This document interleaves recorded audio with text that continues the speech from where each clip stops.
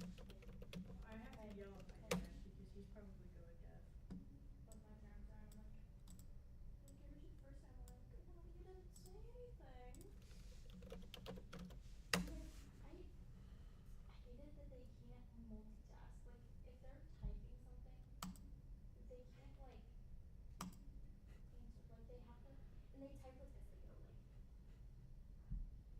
My mom gets mad when I'm showing her a website or something and I start clicking around on things like too fast. It's like, slow down! Stop clicking around! I know, it's so too. Old people are the worst. It can be, sometimes. They're just so old. Straight emo guys. Oh, he's wearing black too. How ironic. Oh, God.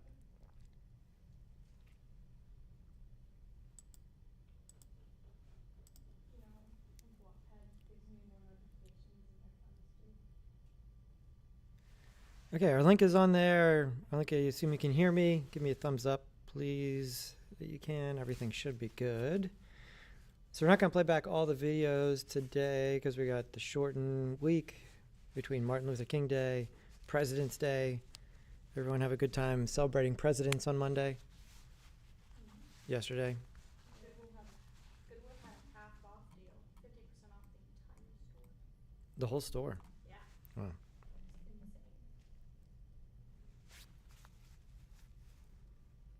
insane. KJ is there. Great. And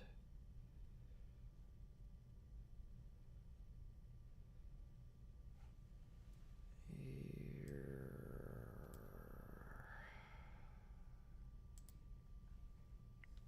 Okay.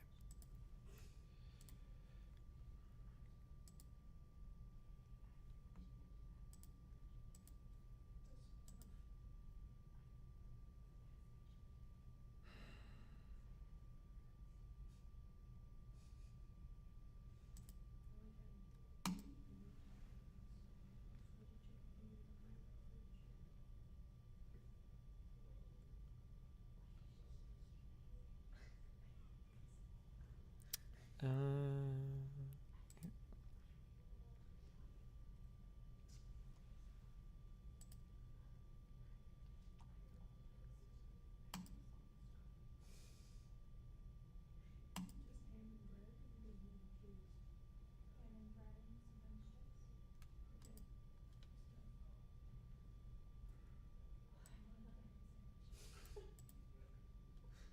Good stuff. Oh, I want another ham sandwich. I ran out of chips, so.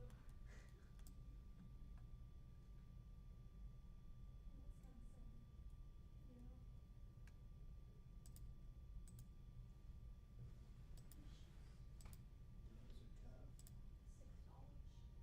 Damn. Mhm. I was trying to order the brand but I can't figure out what brand it is. They're a size 8. I'm not a size 8. It's fine. I'm like a size 10. Oh. But I've been wearing them and my mom's like, can I fit it? And I'm like, actually no. No. That's crazy. They're so nice. Okay, let Blender work on that, or Unity work on that for a second. Yeah. I almost broke my ankle this morning. Cause I mean, I would whether I had these on or not, I still would have have sixes. Because I stepped with my ankles on the sidewalk. And so I stepped my foot on the sidewalk and the rocks at the same time. My ankle went like whoop. Oh, I got scared.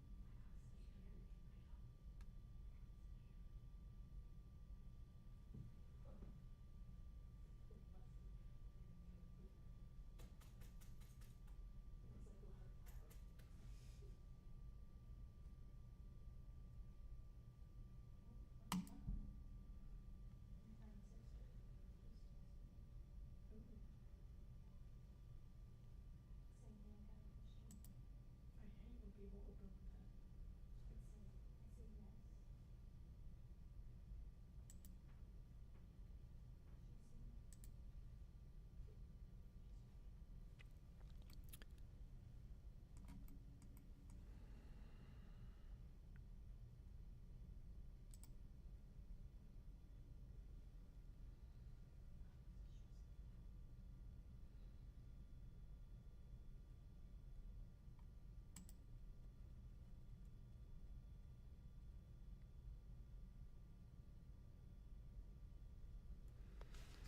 Good. Okay. I'm glad everybody was able to open the projects and they have stuff coming in.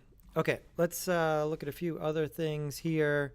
And so here's the plan. Since we got a short day or week this week, yeah, we're just going to look at some things we can do to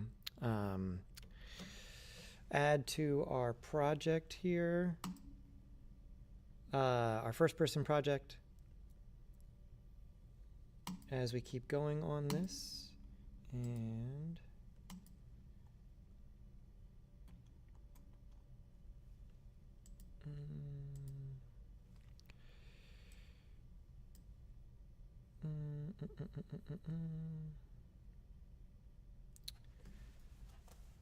this is fine at home.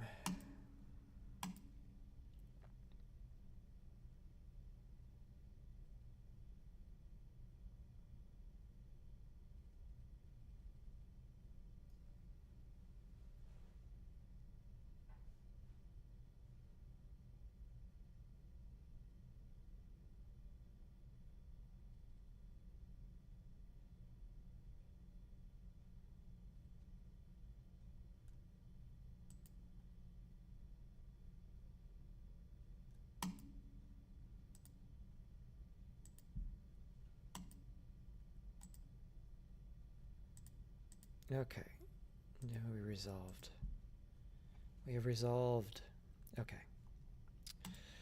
Wonderful. I don't know why this is. Everyone's got the right version. Everybody was able to open it before, so that's all good to go. Okay. Let's look at a few things first. So we've been using the Unity editor up until now, obviously. But this week, so that we know, we're going to do something new. We are going to build the game. Okay, and so what does this mean? We make an actual app. So this is similar to when you're in Blender and then you render the output, right? Instead of just watching the animation play back in Blender, you render out a series of frames and everything else, right? But it's a little bit more complicated here because we're going to be actually building the thing and making the app, okay? And so what do we end up here with? We end up with a Windows executable file. Everybody, we went over this at the beginning, and I think I confirmed this with everybody, but everybody's on Windows. If not, if you're on Mac, that's going to be a problem. You need to get one of the computers from school, which I said at the beginning. Hopefully, I think everybody's good there, okay? And so we're making a Windows application, and so this means that this is how you would distribute your game.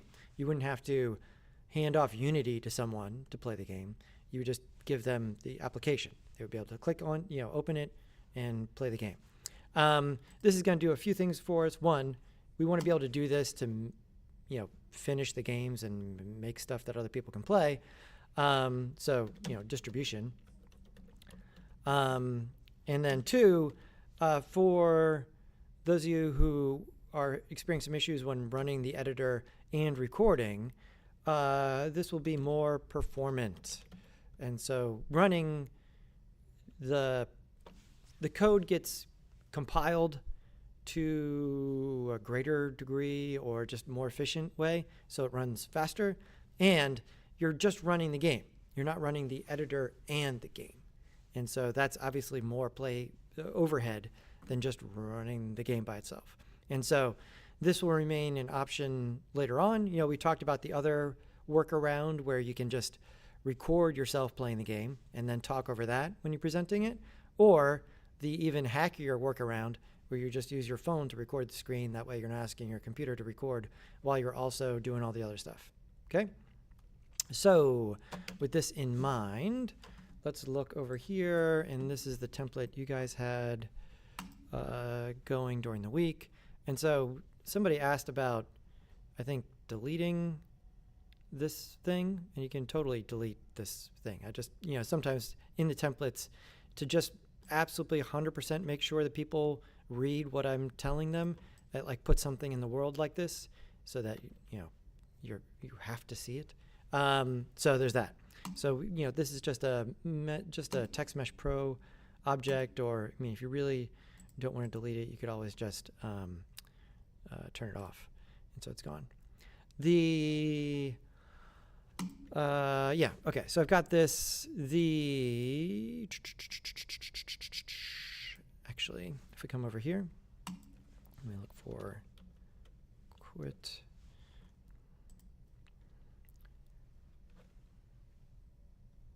Yeah, so in order to do this, there's a couple things. One is we want people who play our games to be able to press escape to quit, so that they don't have to Control-Alt-Delete in order to like get out of the game as an app, right? And so this requires the input quit script. And so this is one of those scripts that really just does a very tiny thing. It just makes it so that when you press the escape key, you quit the game. Okay, so you can't change the key, just it's hard-coded, it's fine. But it needs to just be on any object in the scene, okay? And so here, I am searching for quit, right? So we're gonna start learning about more and more of the scripts that are in the event game toolkit, right? The first person controller, the trigger zone, those are all they're all event-driven things that work together. This other one is quit. So in here, let's create an empty. Let's call this quit. And put this script on it. There we go. There's nothing to do here, right? That's just, now it's there so that someone can quit the game. So that's there. We want to make sure that's in place. Now, over here under build profiles, I believe this used to be called build settings. Now it's build profiles. So if we open that, it opens up this menu. And let's move the menu over here and look at this.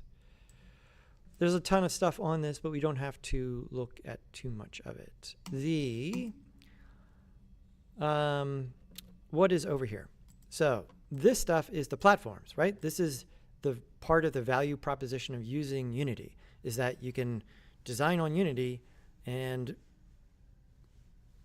distribute to lots of different platforms. You could, put it on PlayStation, 360, Windows, a bunch of things, right? Phone. Fairly, you don't have to totally rewrite the game to do that, right? Are there things in terms of like screen sizes and distribution and all sorts of stuff? Yes, definitely. But you can use the same code base to distribute to a bunch of places. So this is part of the reason people use Unity and Unreal Engine, is for this purpose particularly. And so these are all the platforms, and I'm not entirely sure. On your computers, Windows may or may not be in white here. It may be grayed out. And so for instance, if you want to add something to it, which you should not, unless you just need Windows, you can just click on this and then open download. So this should be here, and it should be active. If it's not, click on the download, and then this will appear like mine does now, okay? Because we're just building only to Windows. We're not worrying about the other stuff right now. The biggest thing people do here is that you need to tell it which scene, okay? So for certainly the time being, we're making one level games, right? It's just this one scene. Later, if you made a bigger game that had multiple levels, usually each level would be like its own scene, right? Level 1, level 2, you'd start the next level. So, but we're not worried about that right now. We just have one scene. And so this is the issue that people usually have when they build. You need to make sure you add the correct scene to this list, okay? So how do I know which scene it is? Whatever the name is up here, this is the scene that you're working in, okay? And so this scene needs to be there. Conveniently, Unity has added, well, I guess you press this button now, and then you can say add open scene, which is, the one we currently have open. Great. And then, critically, you want to make sure that the scene where, the game is, for right now, is the only scene in there, right? If there's some other scene first, it would load that one at the beginning, which, unless, if there's no way to get from that scene to the game, right? Later when we make a start menu, that'll be a separate scene. And there'll be a button that says launch the next thing, and we'll do that. But for right now, we just want that one. And so here, we delete this one. And so this one is here and is listed as scene 0, which is what we want. Remember, when we're counting in the computer, we always start at 0. And so it's at 0. And now we come back to Windows here. That is correct. That is correct. And we have some other options. Next thing is that we need to build, which is similar to rendering. This can take some time. Okay, what is some time? What we're doing right now and for the foreseeable future, like maximum would be like 10 minutes, okay? But most likely far less. Also, it'll be slow the first time. And then when you build after that, it doesn't do all of the work again. It looks at what changed and only has to rebuild the changed stuff. And so it goes faster after that, right? So if it does seem to be taking a while the first time, don't get freaked out. It most likely will not be super slow every time. It'll just be, it only does the stuff that changed. So that ends up being much, much, much faster. At this point, if you go to build and the computer hangs on the progress bar for more than 12 minutes, then that would be the point at which I would pull the parachute and Control Delete Windows and try it again, or Unity and do it again. Also, this is a big one. Write it down in your notes. Do not build in the project folder. That's bad. You can mess up the project. And so I usually make another folder that is somewhere else on my machine, not where I'm keeping my Unity project, and that's where I build to. I usually just take a folder and label it builds and then put it in there. So let's do that. I'm going to close this off, and over here in my Windows, over here, I'm going to Control-Shift-N, a new thing called builds. There we go. And this is where I will put the builds, not one of the project folders. And back over here, build profiles. Here we are. Now, I think we're okay. Let's hit build, and it should prompt us. Where do you want to build this? And for some reason, I don't know if it always defaults to the project folder. That seems bizarre because you're not supposed to do that. Come back here, go to the builds folder, and that's where we want to build to. And so I'll say select that, and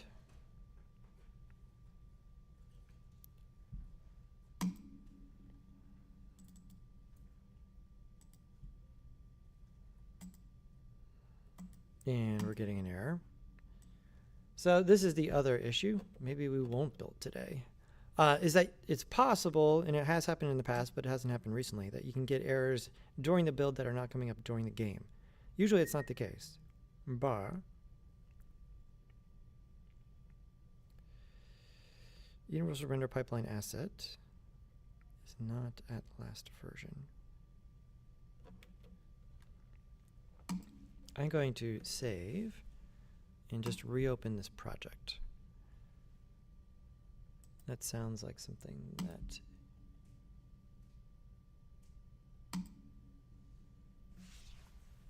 the render asset can get worked out. Let's see here.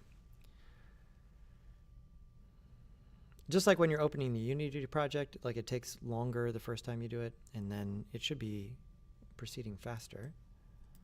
So here, build, builds. Dang it.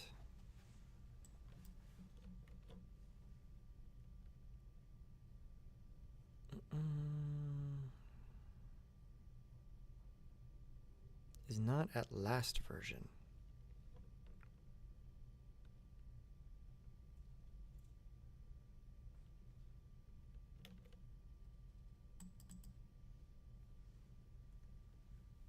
I don't need to see the asset. I just wanted to know where it is. Let's see.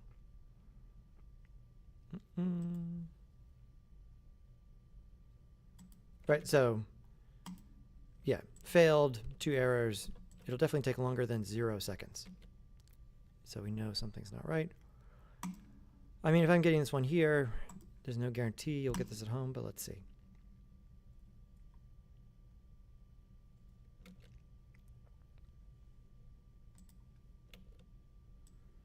I'm not totally sure with this one. Let's see if anyone else has encountered it.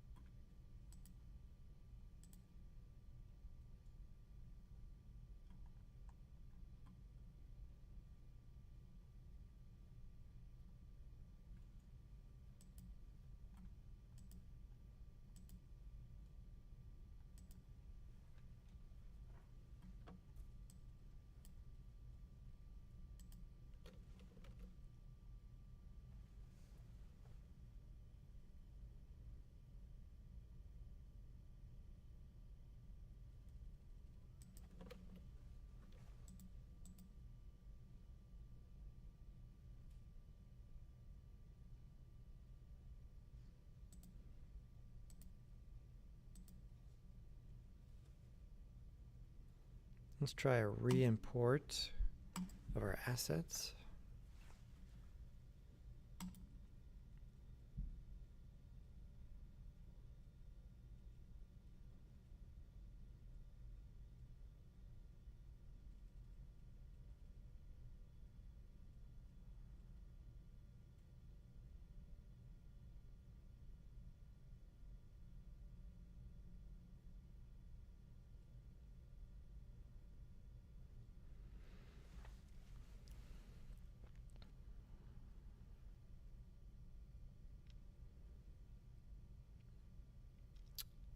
So hopefully, Finch, you don't have your project on that computer, or do you?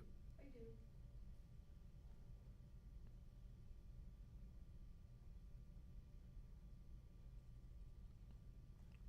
Can you try that? The build profile build, and want to see if you just pick a folder that make sure you got the right scene in there. Just What do I click? The add build profile and then let's see on this. cloud build or switch No, not cloud build. So under build profiles, you have this Windows and it's listed as active.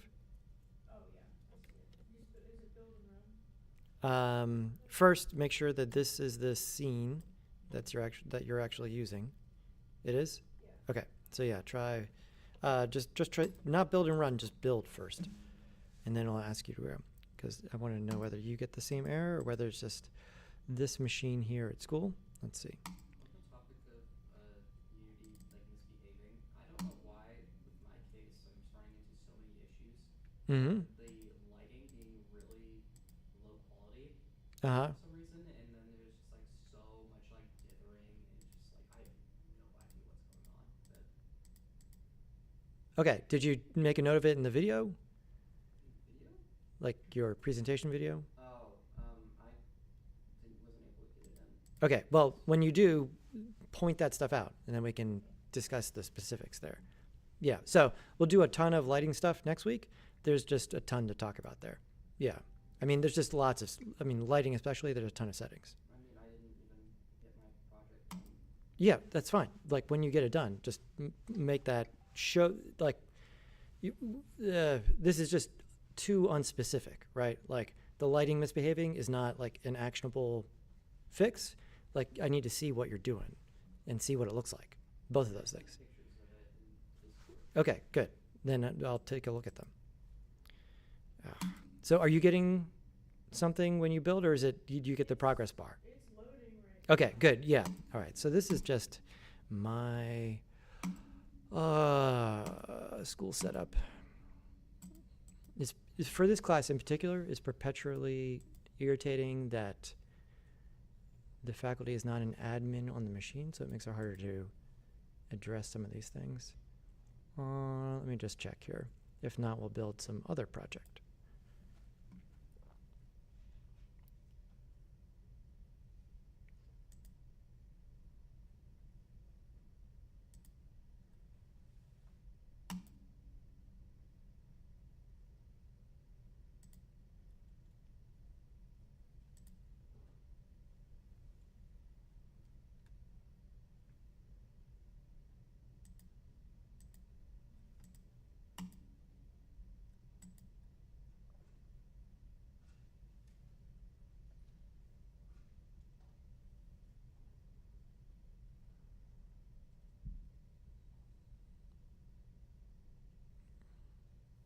Okay, that might be a good sign. Let's see.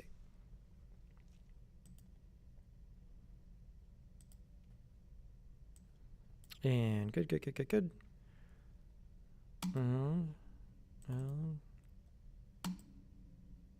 it. Oh. All right, it's going to take hours to track down exactly what's going on there because of the versioning stuff. I guess the good news is it's changing a lot. The bad news is it's changing a lot. Let me come over here.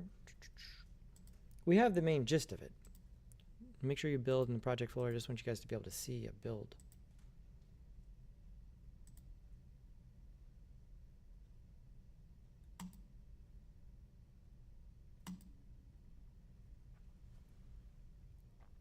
Let's have the other project open.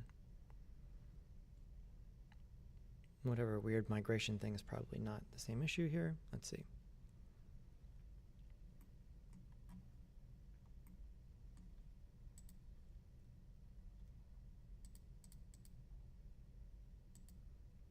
So build profiles, open scene list, add open scenes, get rid of the other one. There we go. Make sure the quit is in there, which is not in this project. But let's just build. So edit, build, profiles, everything's good. And Windows, there we go. Build. Here, and here, and there. There we go. All right, so Finch, yours once went to this where it's, Yeah. okay, good. All right, so it's doing stuff here. This will be done in a second, or a little bit here. We'll see how it goes. I mean, it's doing a lot of work. So ideally, not having a bunch of other stuff open while you're doing it at the same time, like I do, would be a big problem. Or not a big problem, it would go faster. This is something students run into a lot. Even rendering from After Effects, rendering from Blender, close the other stuff, right? I had a render in After Effects that was going to take 6 hours. Didn't realize I had like Blender open at the same time. I closed Blender and it was done in like 10 minutes. So yeah, all of these programs do heavy work, right? And so when they look at the resources of the computer, they're like, hey, we're going to use all these resources. And when you got multiple ones open at the same time, it becomes a problem. Cool. Okay, so it built. And here's what you'll see when you build, right? You get a whole folder full of stuff, okay? And in order to send someone your game, they need to have the entire folder, okay? Not just the exe. The exe is the thing that we click on to launch the game, but they need the whole folder. So for instance, for this game that I just test built right here, without the excuse me, without the error. So be careful here. There's something called Unity Crash Handler, EXE. It does exactly what it says. This is the actual game, right? So by default, it gets named after whatever your scene was. You can press EXE, and boom, made with Unity, and we're in here. This scene was nothing particular happening, but we're in there. And yeah, by default, it'll play full screen. And if I had the escape quit in this one, it would escape when I pressed, we quit when I pressed escape. Now, when you do this over here, if you have to force quit it because something went wrong, you should see this, right? And so this is the editor that, you know, I've been using. I have 2 projects open. This, it'll have the Unity icon by default. You can change that later if you want. This is the actual game, right? So it'll have whatever name your project or your scene has, I think. And, or no, it's the project by default. You can change that if you want. But here we will just end this if we have to get rid of it. And so we've built. Okay, so that'll be part of what I have you turn in this coming Tuesday, is that, you know, we'll do the usual presentation thing, which we'll watch on Wednesday, but we'll also turn in a build of the game. But in order to do that, let's come back here and properly finish this. Like I said, you want the whole folder, and so you want to zip the folder when you send someone the game or when you turn the game in, right? The entire folder.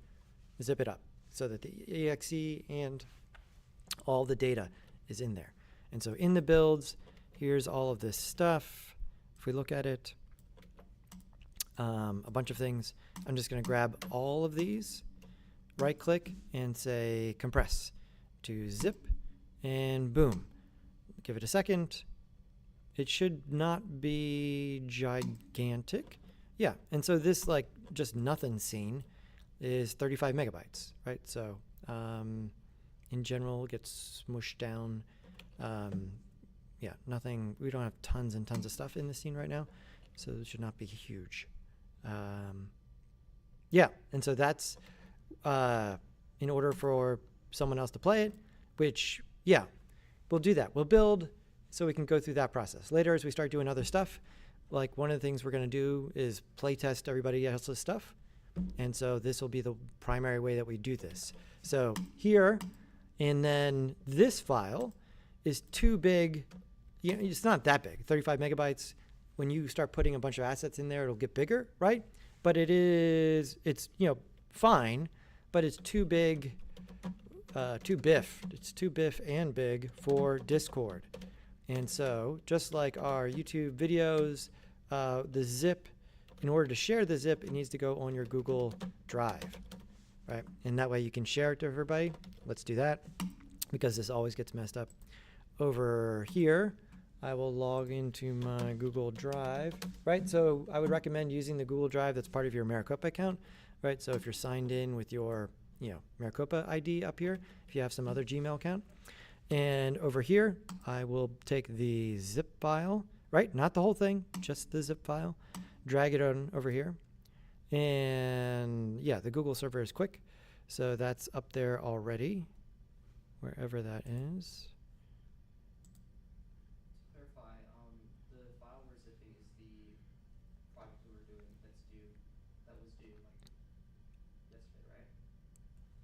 Right, for next week, right? Like we're gonna work on that project again this week. We're gonna put more stuff in it and do some other things, and then for next week, you'll turn in the built game. Yeah, so for next Tuesday. Okay, so where is this?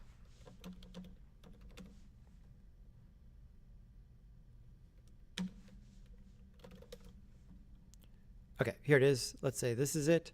And so this, I just have a ton of junk on my Google Drive. This is the thing I want to share with everybody else, right? You can change the name of the zip file. I don't know what's up with the do not ship. That's new for their builds. I'll look at that this weekend.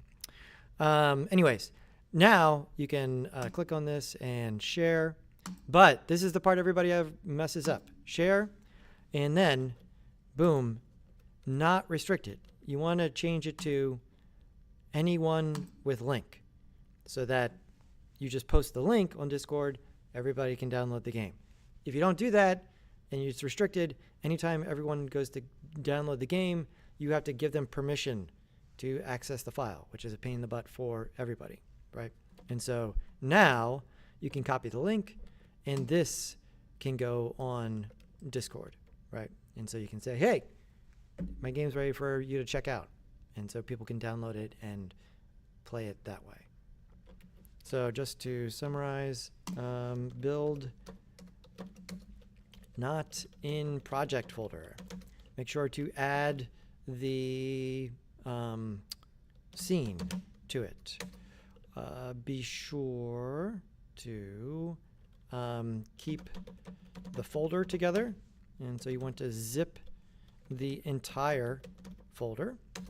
And you're going to want to post the zip to Google Drive, and make sure you set it to anyone with link. This is how we'll do this throughout the remainder of the semester, right? This is sort of the easiest way to go about it. So we're just sending links and posting links as opposed to the entire thing. Because right now they're fairly small, but they'll get bigger as we add more and more junk to them. More assets, more characters, more walls and stuff like that. Okay. Sound good? Okay. You're zipping the build, right? Not, or just are we zipping the entire project? No. Just the build. Just the build. The zipping the entire project will be huge, right? It should. The project, if you look on. So just a word about the project here, right? So occasionally it is necessary to share your project, right? Say you're coming up across some terrible error that no one else is coming across. At some point, the only way I can really work on that is to see your project, okay? But if we look at this over here, let's just look at this one. So the project I just gave you guys, for instance, the first person template. If we look at that, wherever it is here, yeah, I already downloaded it, so it should be in my downloads folder here.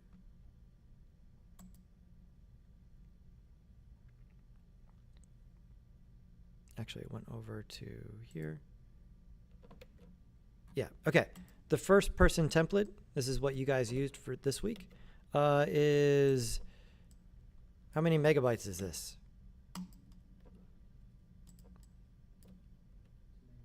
2, right? 1,000 kilobytes and a megabyte. Really small, right? But let's look at this. This is, I downloaded it and opened it in Unity, right? Let's investigate. Here. Actually, we'll go back up. This is the folder. Right-click, Properties, and the project is 1.7 gigabytes. What? What's going on here, right? That progress bar, when you open up the project in Unity Hub, it is putting a ton of stuff. It's calculating things about the project and setting up the code base and doing a bunch of things. And it all goes into the library folder, okay? So I've told you before, and I'll just reiterate it here, the only folder you really want to touch on a regular basis is assets, right? That's where everything goes. When you're working in Unity over here, let's see, this one, close that one. When you're working in Unity, like here, all of the stuff that we care about is here in assets, right? Every time we drag something into the program, it's all going into some folder in here, right? The library folder is the thing that makes the whole project gigantic. and less shareable. This is why I haven't had you turning in projects for homework, because I don't want to be wrangling, 40 gigabytes of homework files, right? That's insane. So let's say the terrible has happened. You need to share your project, okay? In this case, how do you do this? It's too big to just zip up the whole project, right? That's generally not great. It just ends up being too big. Too big to biff, too big to zip. You need to delete the library, then zip. This will make a much smaller file. What happened to all that stuff in the library? Don't I need that? If it's not there, if you open a Unity project that doesn't have a library in it, Unity will regenerate the entire library. It'll take a little bit longer to open, but it'll redo all the things. So this is what I do when I give you guys the templates, is I get everything all set up on my machine. It's a project just like it's a project on yours, and I've got everything all configured. The scripts are working. Hopefully everything's good. And then I close Unity, delete the library folder, zip that up, and give that to you, right? And that's super small. It's like the 2 megabyte file or whatever the zip file was there, right? So I won't ask you to do that, for homework. It's usually just our sort of like last resort, like I've got some massive problem and I need you to, we can't solve it by just looking at your screen. I need to like poke around on stuff. And so Janet asked another really good question. Would it be possible to work on the game on multiple computers if we share the project to another computer that's logged into the same Unity account? Yes, I do that all the time, right? I got my laptop and I got a desktop machine. And so, the simplest way is exactly what I said. Just take the project folder, and I wouldn't put it on Google Drive. I would, if it's zipped, I would put it on Google Drive, right? So the safest route here would be to duplicate the folder. So Control drag, and it duplicates the whole thing. In this case, this is with the library in it. And so you see it's taken a minute to do this. This will vary wildly depending on your hard drive. But I'm not going to delete the library in the primary one. I make a copy first. Then I delete the library in the copy, just as an insurance policy. Does that make sense for everybody? Like workflow-wise there? Anyways, I'm not going to do this right now. But then in the copy, I would delete the library, zip it up, send it to my other computer, and you can work over there. Yeah, you can be, like, you guys signed up for the personal Unity account, and they don't care how many machines you're logged into there. There's no, I'm logged into, like, 3 computers at home or something like that, right? So that's not, it's not like Adobe where you can only be logged into, like, 1 at a time. You can be logged into the other ones. So, good. Very good question, Gianna. Okay, great. I think that was a lot of housekeeping stuff that we are good on now. So we know how to build. We'll build this week in order to be able to, building is also the way to see your game in its full glory, right? It's going to be way more FPS than running it in the editor, because you got to run the editor at the same time. Speaking of FPS, did we look at the stats button up here? So this is useful. First of all, just a little review here. Everybody knows we want the window set to this now, right? 1920 by 1080. We don't want it set to free aspect because it makes it really hard to design any sort of user interface. It also makes it harder to know how the game's going to run. So we got the 1920 by 1080 set up. Scale it down so that you can see the window there, so that you know like what is the player actually going to see. Then over here, stats, if I turn this on, this allows me to get some info about my game. This, don't get freaked out by this, okay? For instance, when you're running the game in the editor, it's possible to get some really low FPS, right? Where like, oh, it looks like the game's running like 15 frames a second. Okay, there's a bunch of things in place there. The editor has a considerable amount of overhead. Depending on your machine, it could be kind of slow. All the student games that we've done last semester, especially when they went to get billed, they ran just fine. No one was, that was not a big problem. What is important here is perhaps the directionality of this value, right? The FPS value. If it drops, you can tell you're asking the computer to do something more, right? So one of the key things here, if we hit play, let's see where we're at. There we go. I'm looking around. And so over here, yeah, it pauses when I zoom in, but you see, like this, just nothing in its scene is running at 250 frames per second in the editor, right? So, I mean, there's just like nothing going on here. So everything is there already. Does that make sense for everybody? Okay. Anything else important to point out here?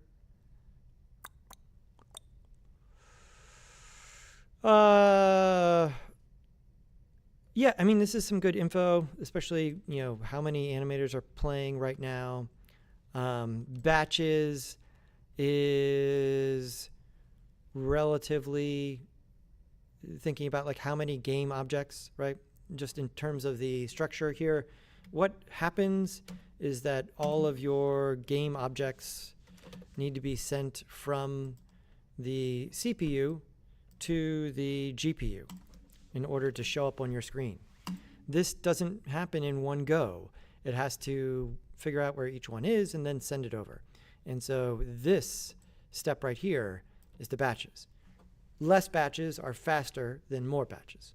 There's all sorts of other rendering tricks and techniques you could do to sort of smush stuff into the same batch. We don't have to worry about any of that right now, but just structurally something to be aware of. Cool. Okay. I'll try to figure out why this one is not building, but Finch, did you launch your build? No. Try that once. Did it finish? Yeah. Okay. Just at that point, it should launch. I don't think I've ever had a student that built it and then it didn't launch. Although now that I've said that, I've surely jinxed this. Oh, that was fine. Okay, there you go. Look, something worked out. Okay. Also, I also noticed like with my earlier builds with Unity, like the earlier projects, for some reason they were marked as like errors or something like, oh, there's a critical error here, and it's like it was warning me about opening the project, and it was saying the thing's like obsolete or whatever, and I don't know why. Yeah, the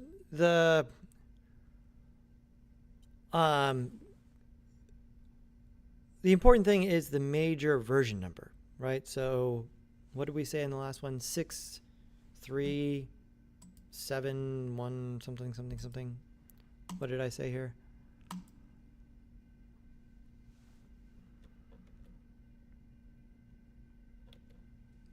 On the previous project. We're using 6.3. Unity's language about that kind of stuff tends to scare everybody here, and continue, right?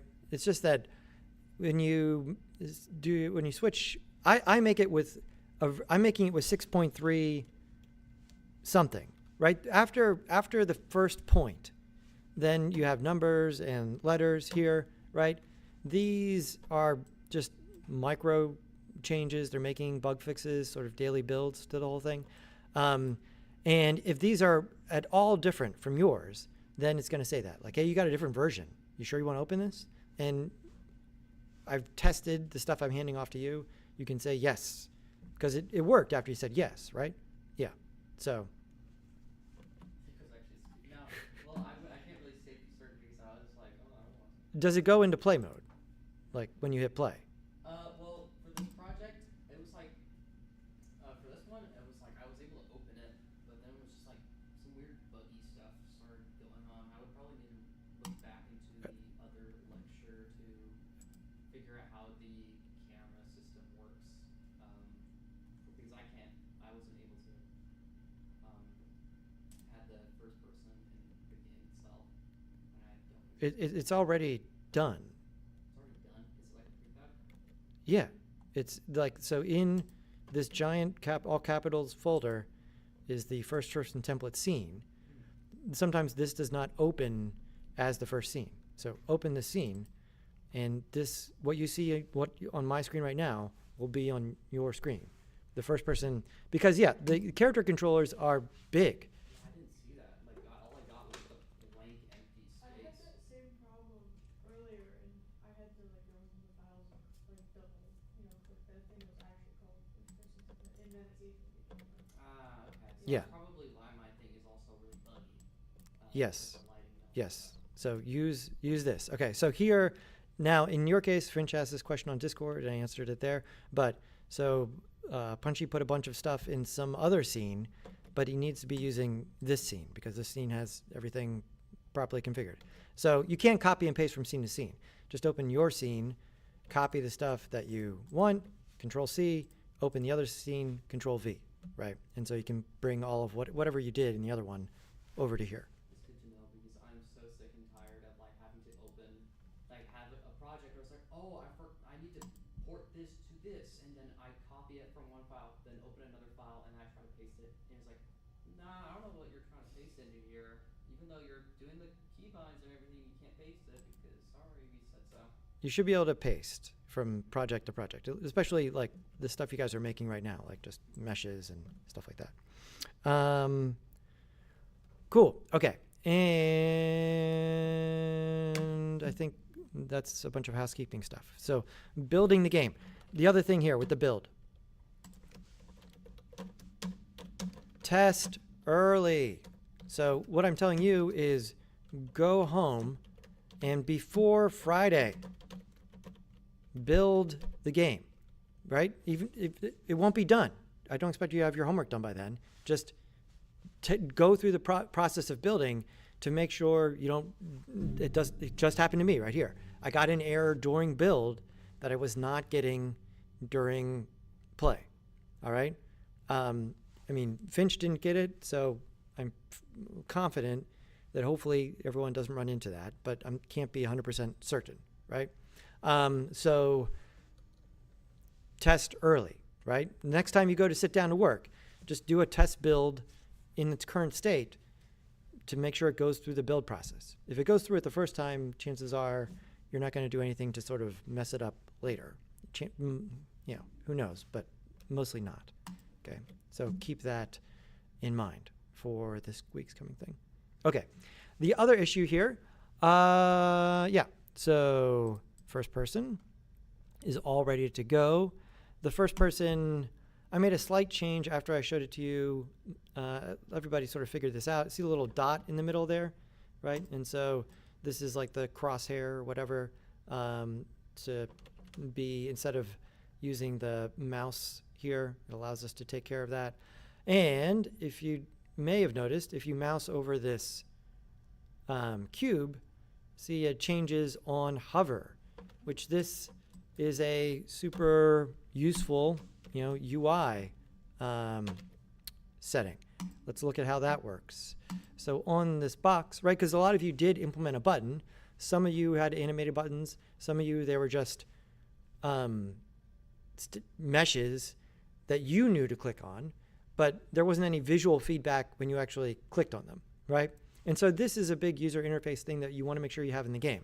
Like you want to communicate to the player that this is an interactable thing. One of the primary ways is some sort of change on hover, right? And then possibly on click. But if we look at this crate over here and come over to this, right? So the other thing I said in the assignment, input FP mouse interaction, we had to change a few things around to make sure we didn't run any problems. So before we were using the one that just said input mouse interaction. That's why I put this in the template, right?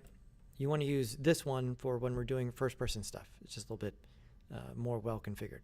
So a couple things here. On this script, you can enable hover or enable click, and then you can also on hover gives you a few things, mostly a hover material. So this is super useful, right? This allows you to change the color of something when the player is looking at it. And so this is the primary way to communicate that something is interactable. And so that's going to be the main part of this week's thing. So we're going to have some more interactable stuff in the scene. But not only do you need to make it interactable, you need to tell the player what it is that you can interact with. You're going to hand this off to other people. And so without lengthy Discord instructions, can someone walking around the environment, figure out what's going on, right? We all have some sort of built-in, video game language that we're all to varying degrees familiar with, but we want interactable things to change. So for instance, one of the main ones would be, here I just changed it to some random material, but like I want this to glow if something is interactable. And so I'll make a new material. We'll call this glow. What do I need to enable to make the material glowy? Emission, right? And so I need to click emission. I need to actually turn up the intensity. Black cannot glow. It needs to actually be a color. So I'll turn this up like so and turn that up. And now I've got a glow material. And so I come back to my crate over here, come down to the script, and I'm going to substitute glow for blue. And so now, right, this is only going to work if enable hover is clicked, which it is by default. And here, if we apply, let me look around.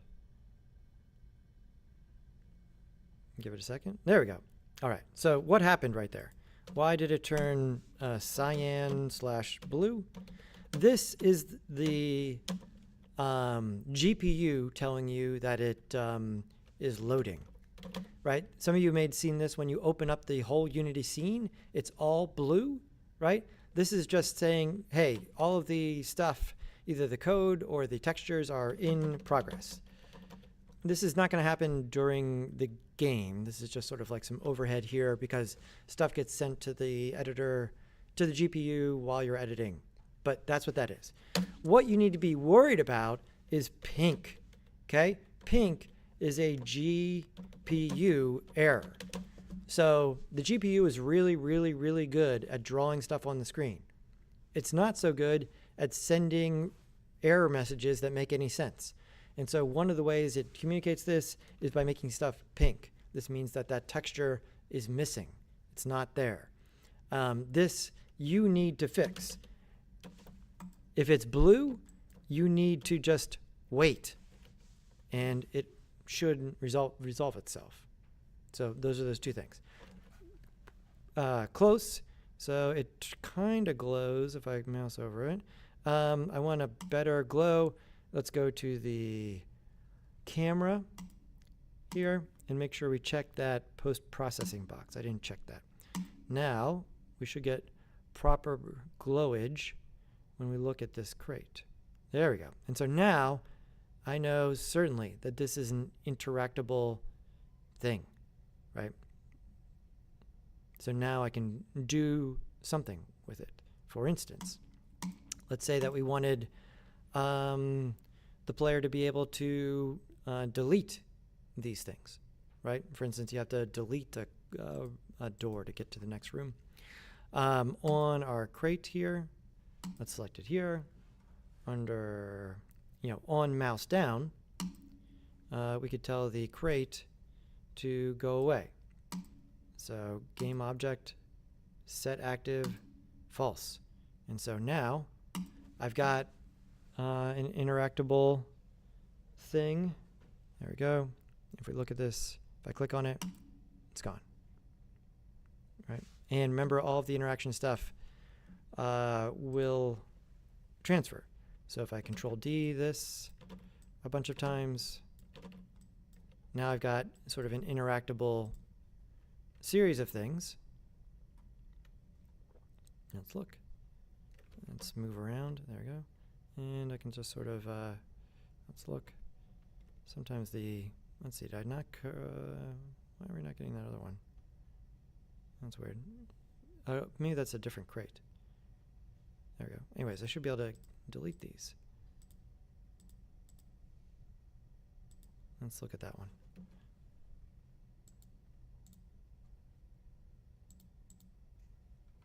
Oh, that's on there. That's all there.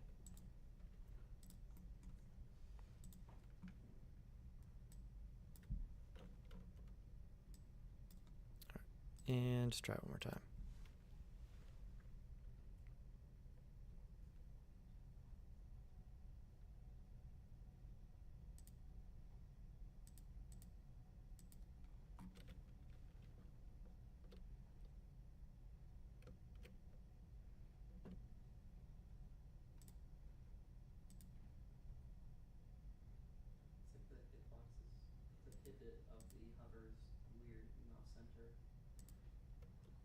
Yeah, it's weird. It's just this one box. The other ones are fine. Okay. Jana asks, is it possible to add a tint? Yeah. Under the glow, you don't have to glow white. You can have an emission here, right? So if we have it like that, in terms of how blown out it is, that's going to be a matter of the emissive intensity. So if this comes down, right, you'll see something more akin to that. And so now we get this. Right there, right? So it's a little bit more pink, maybe not as bright. So it's a balance between the intensity and the actual color. In addition, you can play with the intensity of the glow and the surface color. You can do some fun things here. So for instance, kind of like this, turn that down, and then over here, right, you can see you can sort of make this kind of two-tone feel to something by mixing the surface color and the, it gives it this kind of like actually subsurface scattering-ish kind of look. And so now if we were to look at this, there we go. They have that kind of look to them. Okay, great. Let's go ahead and save this. Good.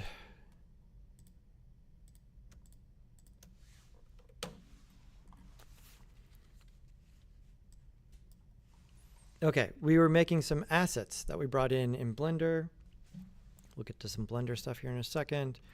Let's talk about one other issue.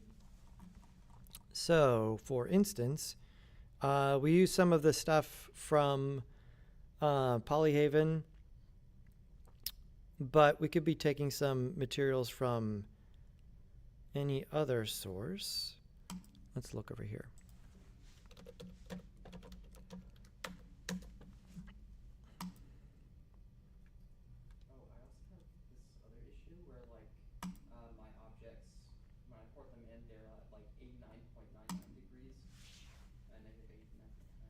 Are you using the delivery kit? Yeah, I'm trying. So that's the weird thing was that I was using the delivery kit at first, but then it's like scaled things up way too big to like 5 times 100, and it also like messed up the orientation or something. Delivery kit has been really solid for me. So the delivery, I'll come back when I get back over to Blender. We'll talk about delivery kit some more. Yeah. Okay, we got something here. Let's look at this, right? And so over here, which textures are going to make the most difference in terms of actually setting up a material? Where is the color here? Maya, you know? Which one of these is the color? It's not labeled color, which is crazy. Who would do that?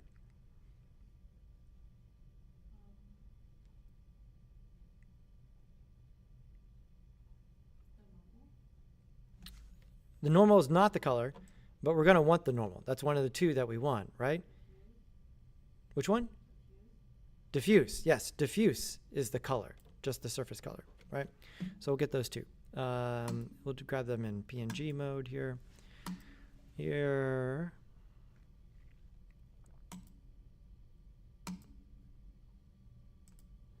And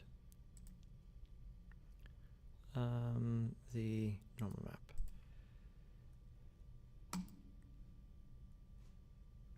This normal map is pretty subtle. Probably dependent on the displacement then. Yeah, that's going to be a separate thing to set up. In general, in Unity, we're not going to use displacement because it's super expensive. It's going to be slow. Okay, so over here, let's set this up, this new material. I've got to import these the other way. File, import, or asset import.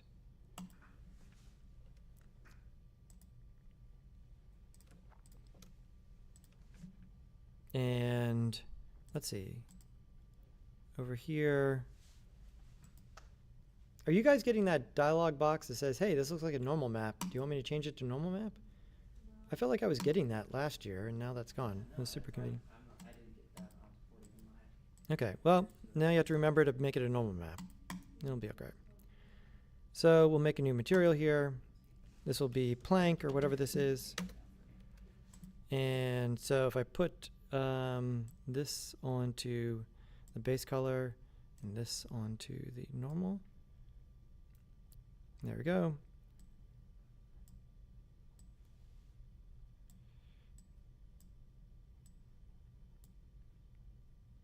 And throw this on here. Then again, loading. Cool. Okay, that works well. But the planks are obviously too big. We could do this with the tiling, but I want to show you something else. If I scale this plane, we get into this situation, right? Where it's distorting. One of the reasons we UV unwrapped things in Blender was to avoid some of this if the UVs are not distorted. But sometimes you're using some of the primitive objects or other objects, and we want to get around this. So one thing that would be possible here is to adjust the tiling. If you adjust the scale, that's not what you want to do, because the tiling is stored on the material, and that means all of the other objects that have tiling on them would have to be adjusted, and so you'd have to duplicate the material. That's not the way to go. So allow me to introduce you to a shader. So here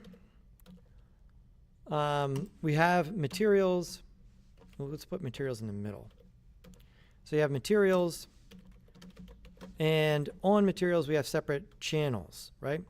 And a channel like color, or in Unity it's called base color. And then we use the normal, right? And on those, we can either have a solid value, you know, just like red, or you can have a texture, right? And so any of those PNGs that we've been downloading. Over here, same thing. You have a PNG. And up until now, we've been making new materials by just saying create material, right? But not all the materials are the same.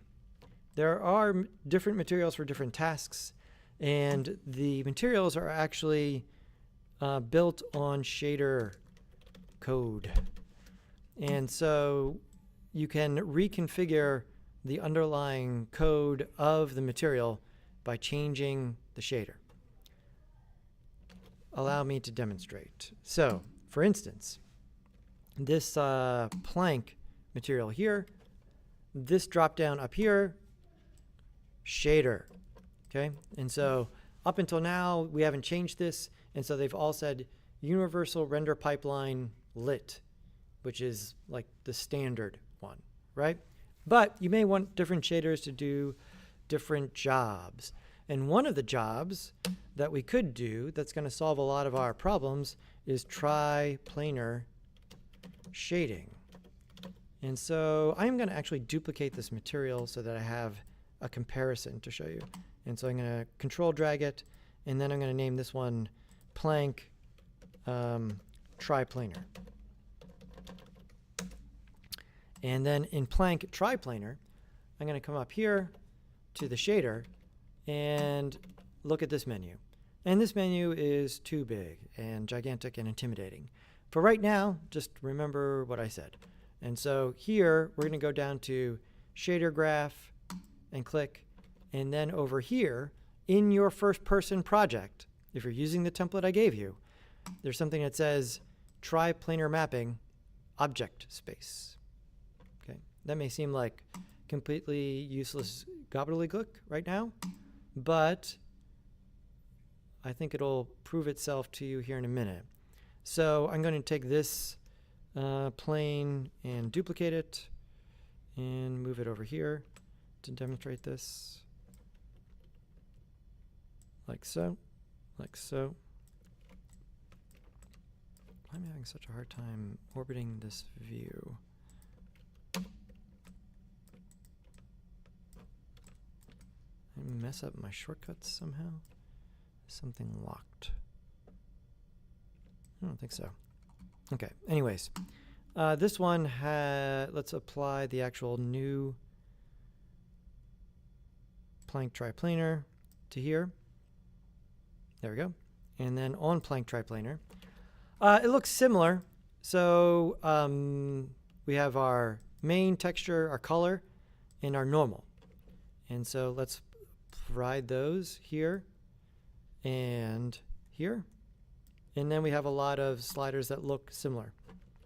Normal strength and smoothness and whatnot. But what is going on with my navigation? Check this out. Over here, if I go ahead and scale this, it stretches. If I go ahead and scale this one, it stays put. See what's happening there? This is super, super useful, right? Now, for instance, you can keep the scale of this steady while resizing the object, right? There's still a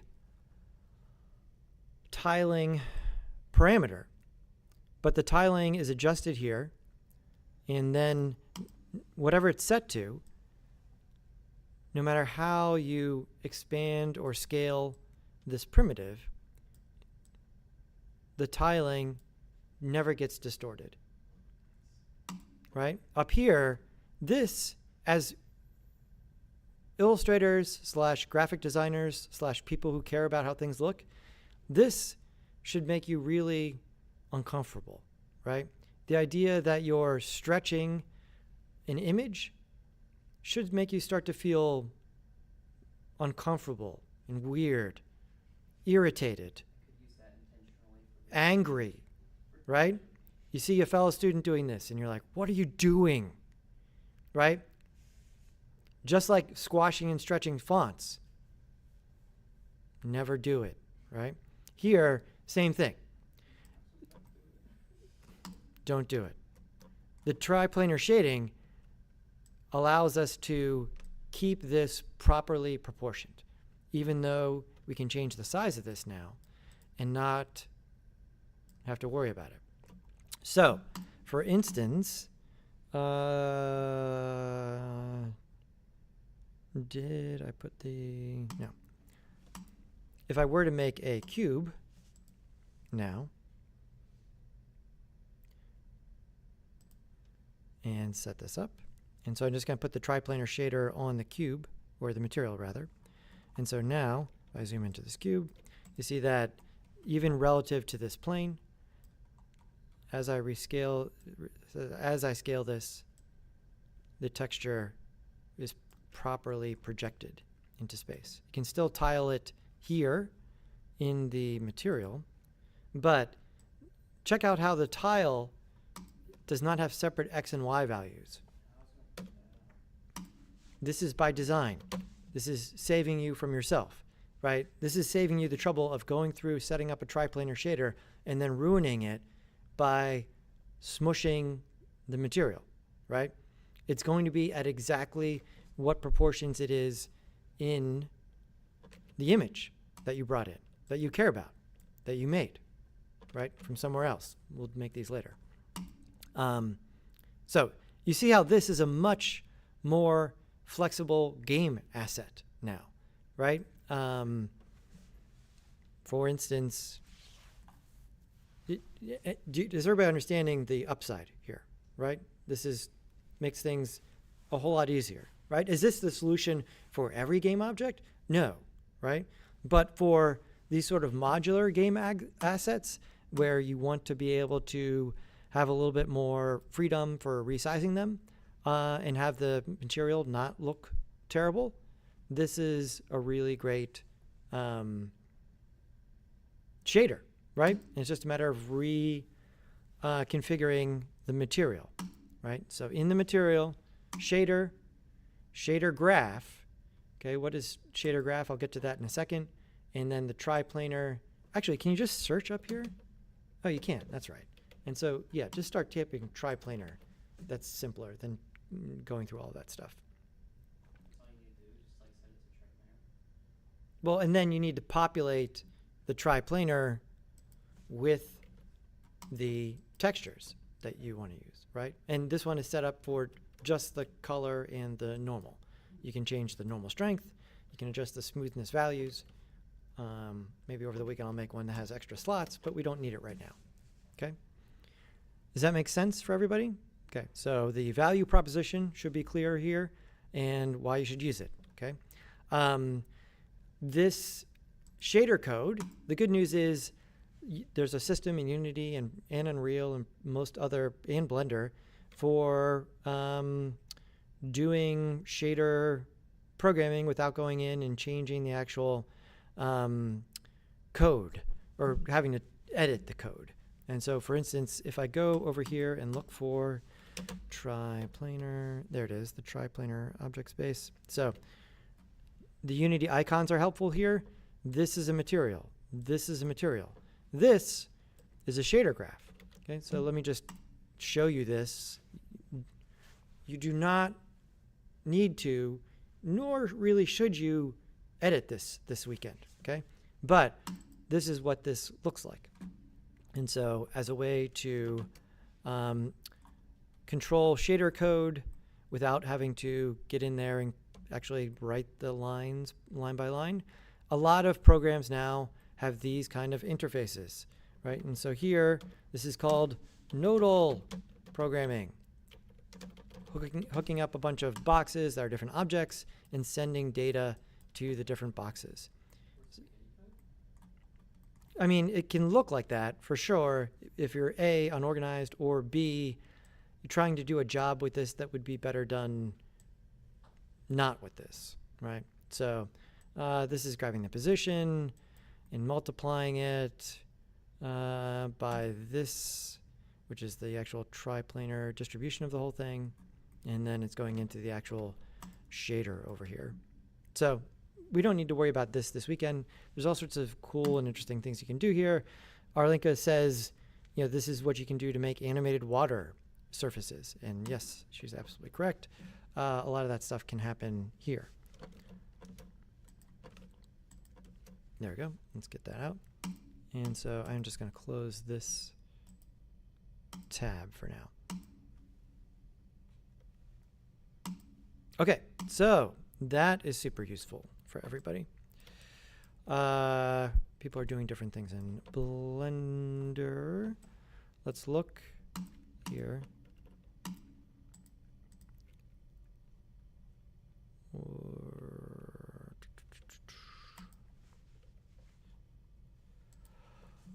can I get back to those things I made before?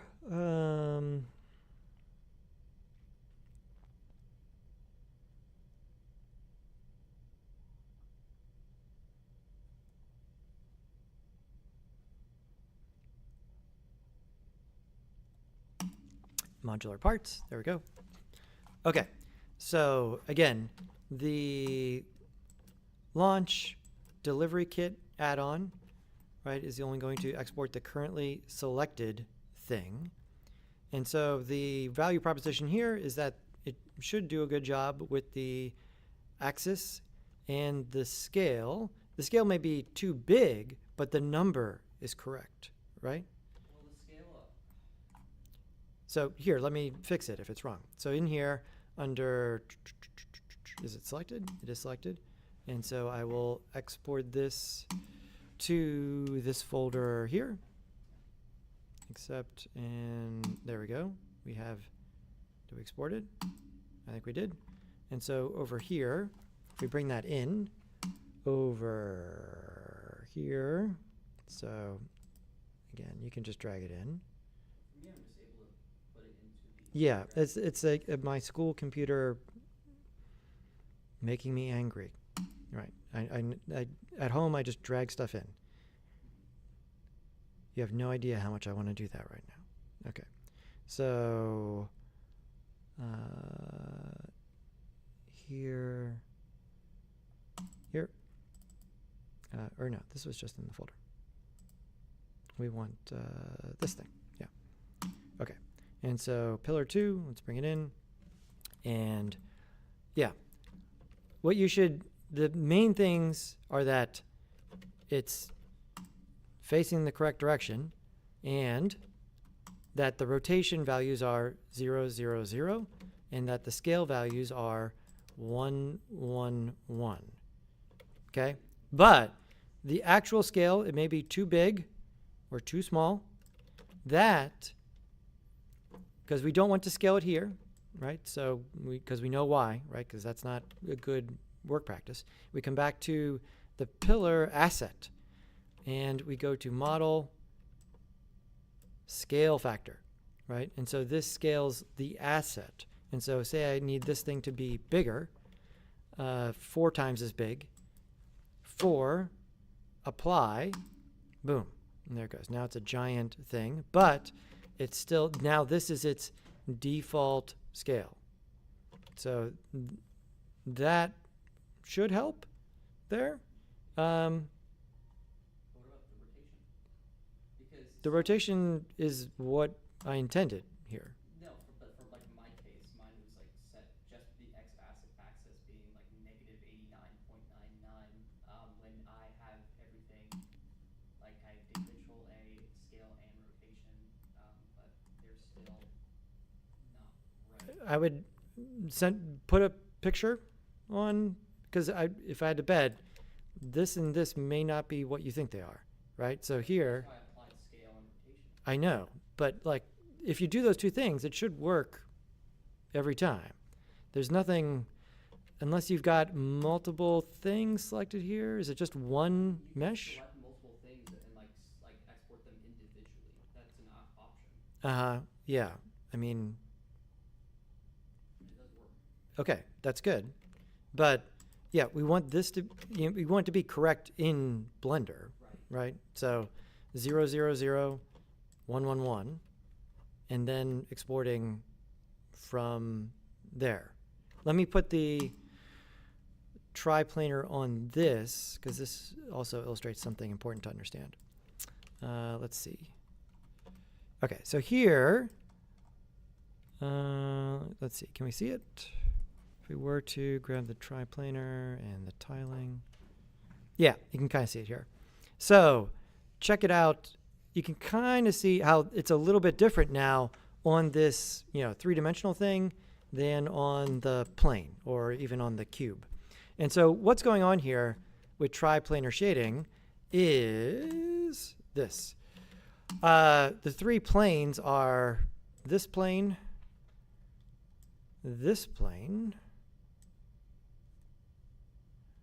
and the floor, right? So this plane, There's only 3 planes that define space. You can think of like setting up a physical projector that is projecting onto the object from this angle. There's another one over here that's projecting from this angle. And then there's another one up top that's projecting down, okay, like this. So that's what's happening. That's the way it covers the whole object. And that's why when you scale the object, the stuff does not stretch, right? Because it's being located based on the projectors. So this is really great, but it doesn't solve 100% of all problems. If you come back here, the blending, right? And so by default, it's set to 1. This is, like when this projector projects on this side and this projector projects on this side, there would be some overlap here, right? And the blending is the control of that overlap. And so if this gets, let's go here, there we go. You can sort of see a little bit of a change, maybe a better color, but watch here on the edges. Let's rotate around this. I was saying more so on the top and bottom. This turned into a lattice pattern rather than just a single line. Yeah, so that's it fading between the different things. So that's why this slider is here. Depending on what kind of material you have, what the actual pattern looks like, you're going to want this to be either more blended or less blended, one or the other, right? But that's what that's doing there. Cool. Okay. So this should help in terms of bringing things in from our other view. There we go. And we're going to have multiple areas, right? So you guys made one, room that opens up this time. For next week, you want to have 3 areas. They can be rooms or not rooms. And you're just trying to build a little bit bigger of a thing. And one of the things that we can add, for instance, is written information for the player. So I'm going to go ahead and create a new empty and grab the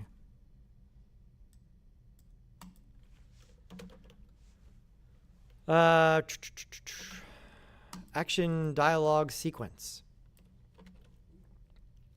And so here, this is similar to the action animate structurally. So we have, I'm going to say play on start so that just so we can see what's happening. And then we are going to hit the, oh yeah, I should make this bolder or bigger. Dialogue lines, right? So unfold and hit plus. Unfold. There we go. So now we can have text that appears on screen simply. Okay, so we don't have to make a Text Mesh Pro object. We have something here. Hello, traveler.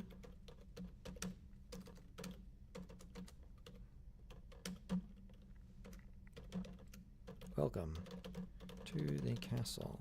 There we go. Display time, let's say 3 seconds. And play on start. We'll tell this one to loop just so that we can see it.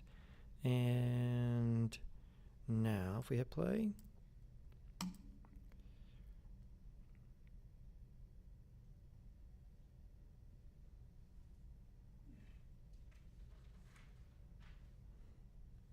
Cool, right? Now we want to say something else. Plus, what are you doing here? Right, I'm just making stuff up. And now, if we hit play, we should see the first thing, then the second thing.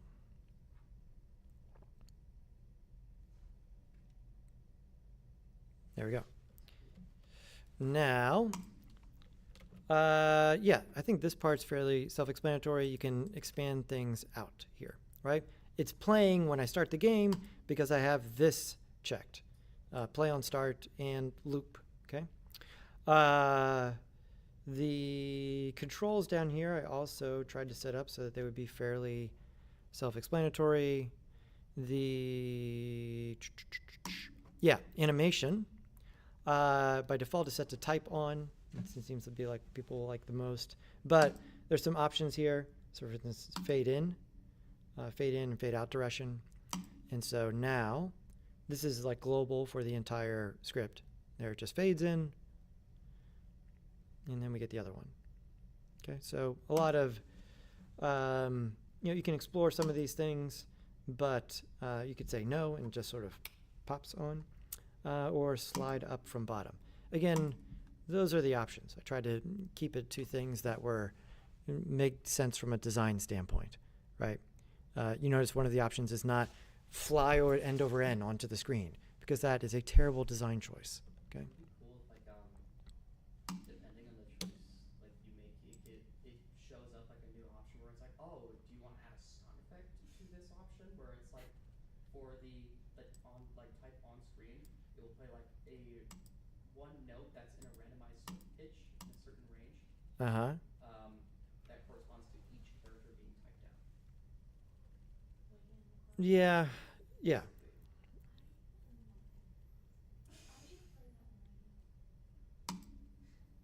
Okay, we'll go back to that for now. You can control the type speed if you want to type out slower. Okay, so let's make this happen at a specific point, right? So part of the requirement here is you have 3 areas that require the player to do something, okay? And so we can send them a message that says like, Finch hacked this by putting giant arrows on the wall that's pointed at the button, knowing what to click, right? Perhaps a more elegant solution would be this dialog box that would, you walk into the room and it says, click the button or whatever, right? You can do much more elegant interaction here. But the thing is that we have to communicate to the player. Okay, so let's make this happen. So if we turn off play on start and loop, now if we hit play, this will not do anything.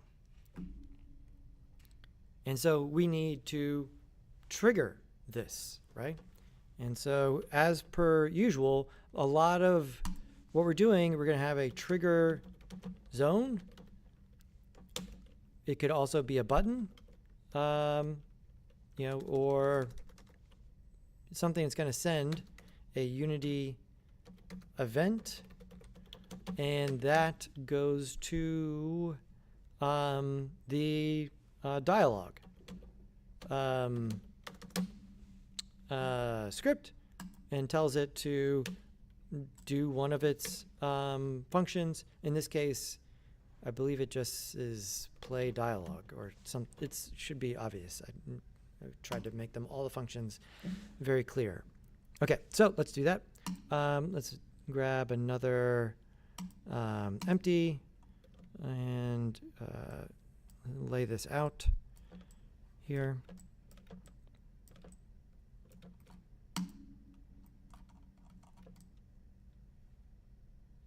So I can walk up to it. I'm going to change the starting position of the player, right, by grabbing the top here and just moving this so we're a little bit more correctly oriented.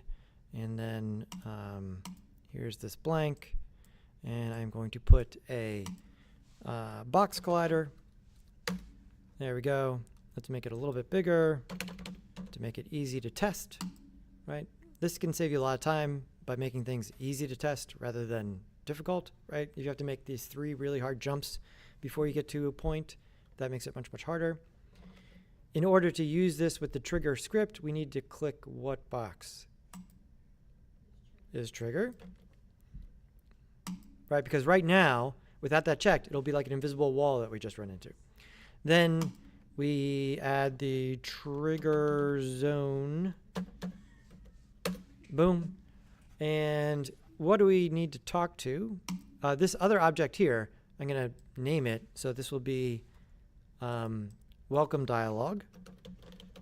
I would only put one dialog thing on each game object, right? Each dialog can have as many lines as you want, right? But I wouldn't put multiple dialog scripts on the same object. It's just going to be just unnecessarily confusing. So that's welcome dialog, and this will become the dialog trigger. I think Jana posted something very much like this on Discord about like the light, her light trigger was on the light object, and so like when she turned it off, the trigger itself went away, so there's no way to turn it back on. So it's having this separation between trigger and thing, dialog trigger, there we go. And now, which object does this need to talk to? It needs to talk to welcome dialog, there we go. And if we go to action dialog sequence, we should have start dialog. There we go. And this kicks it off, right? And so let's pick that. There we go. And let's double check. Is trigger is checked. It's not going to play automatically. Okay, I think we're good. Let's test it. And so now,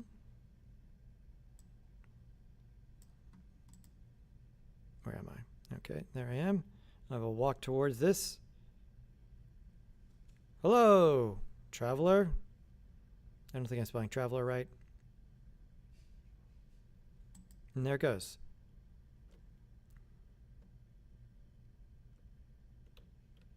Comes back up. When I come back in there, let's say I want it to only happen once. What would I do here?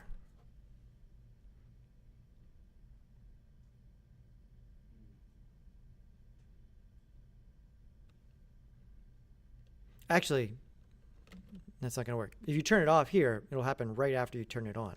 So that won't work. In the dialog itself, there's a couple things. On dialog complete, right? So if you wanted, I don't think this is a good plan this week. You probably want the player to be able to see the dialogue again, right? But if you told it to destroy itself after it played the dialogue, then that would get rid of it, right? So you could have a game full of self-destructive stuff, but probably not a good practice for this weekend. Cool. Okay, and so now I've got these two things together. I would probably make a empty parent for those.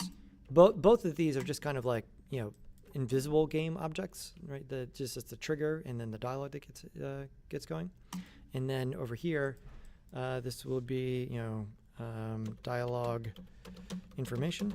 If you wanted to have wind chimes that happen when the dialogue starts, over here, you could add that as a sound effect that plays right there, right? Or whatever it is, the you know, reading rainbow, turn the page sound, whatever it is that you want to have there happen when the stuff appears on screen. Good. Over here, text color.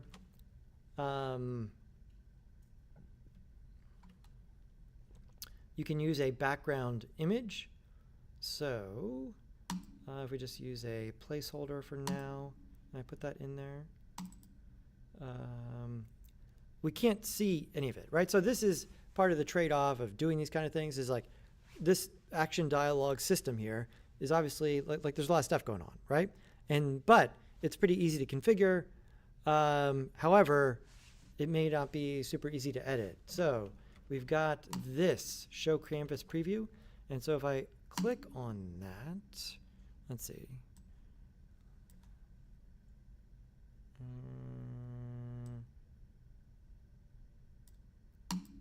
There it goes. Okay. It shows me now the image and this behind it. So let's make a proper image. This is just like a button image I grabbed. Let's do something in Illustrator real quick. what kind of image file are we going to make? Exactly. Yeah. Right. So we're just making a box that goes around the dialog. So in this case, I'll make a new one. Pixels, let's say, how wide across is the screen? What have we set the resolution to? Yes, 1920, right? And so, what's like, half of that? It's like 1,000, right? And so 1,000 pixels by maybe, how tall is the screen? 1080, right? And so half of that is 500, probably even less. We don't want it to take up 300 pixels. Okay, there we go. And this is going to be back box dialog and RGB. When you're in Illustrator, RGB, I don't care about CMYK at all in this class because I don't print anything, right? We're every screen is RGB, not CMYK. And then 72 DPI or PPI. I had to do the mental there. And create that. Come on, Illustrator. There we go. All right. And so now, let's just draw some sort of simple box in here. Maybe make the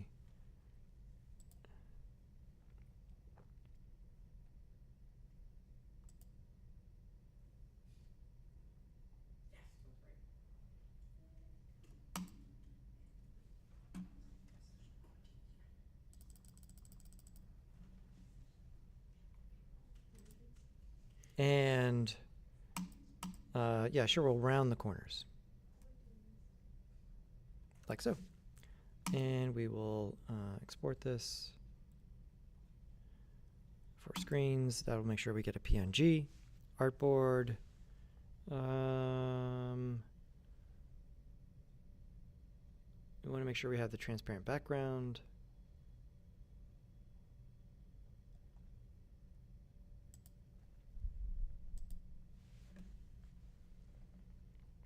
I think I forgot to click that when we started the file.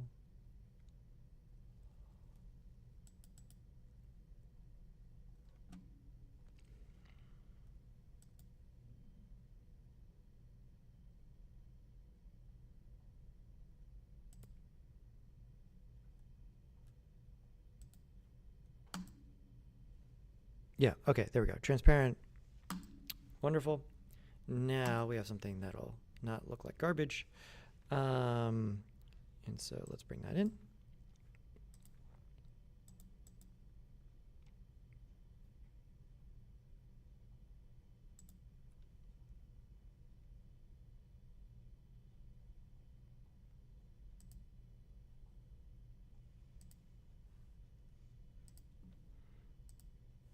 There we go. Put this as a sprite and apply. Might need to install the sprite package. Hopefully that doesn't host the project. I think we'll be fine.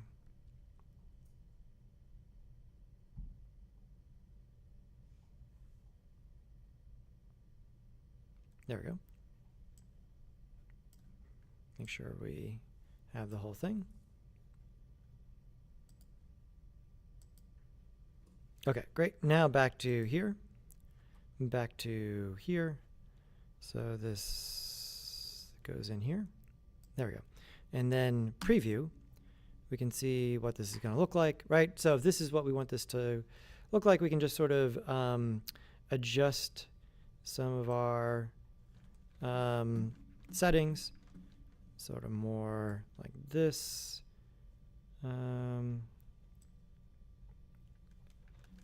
Get the proportions correct.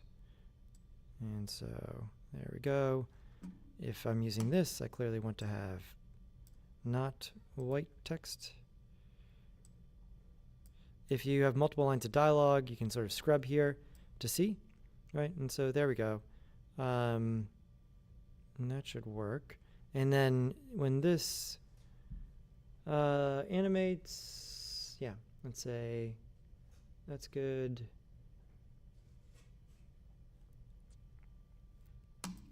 Okay, let's try it again now.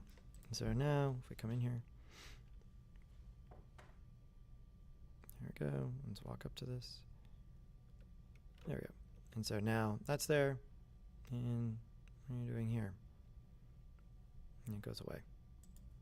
There's some settings here that you can adjust if you want for the settings and then the image animation. So it's sliding in and out. Or it could fade in and out. So fade in and fade in.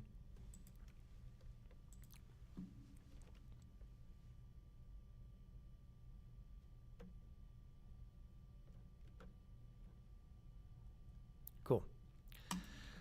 Excellent. Okay, so this opens up a lot of stuff for our player, right?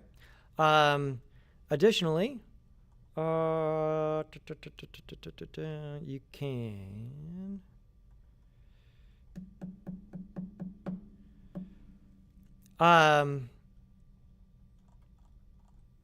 use these as branching operations. So we've got talking to the character, and now down at the bottom we can add a decision.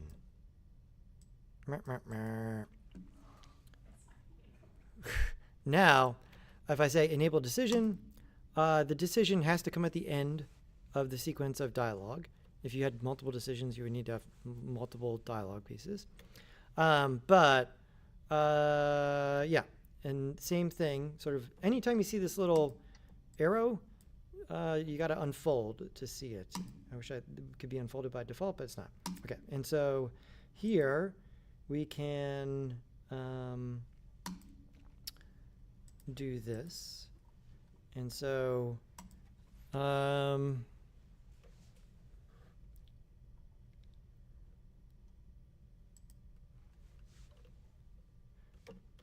run, fight. And notice what each decision has. What is this?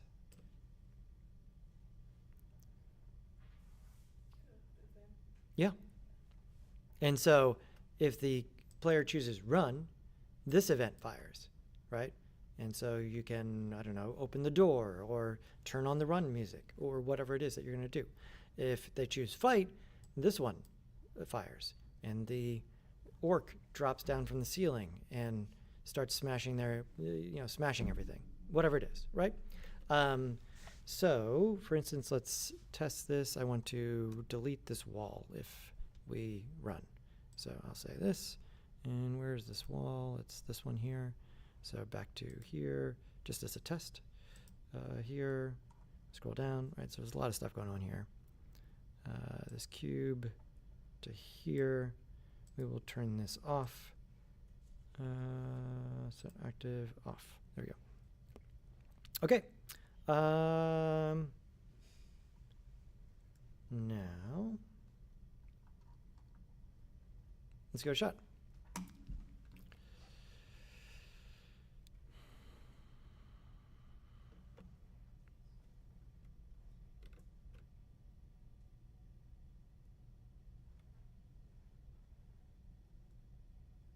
And so our two buttons, if I click run, there we go.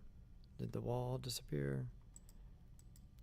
We may have an issue with the mouse.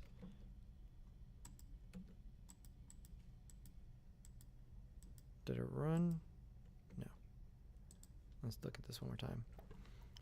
So there's a bunch of stuff here, again, for the decision panel alignment, right? So you can move this down so it's with the other stuff.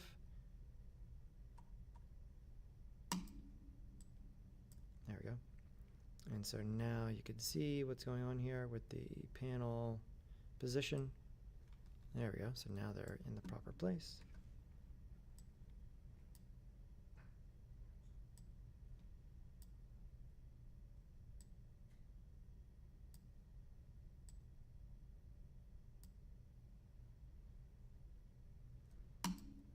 Right, that's the last one there on the sequence. And that's there, that's there. Is this the right object? Yes. And it is being set to off.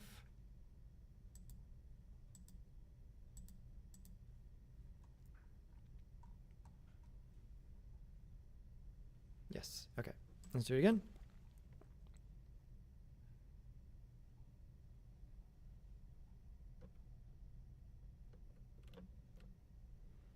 And hello.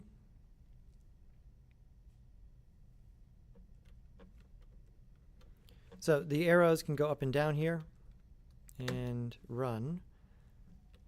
Enter. Wall is gone, right? Event was sent and it's gone. So not every dialogue thing needs to end with a decision, but it can. And you can have more than one decision choice as well. I mean, you need to have two, obviously, right? So, yeah. All right. So, I mean, the rest of it is like just sort of text formatting stuff. So there's a lot you can do here with using this to sequence events, send messages to the player, and having things pop up in that way.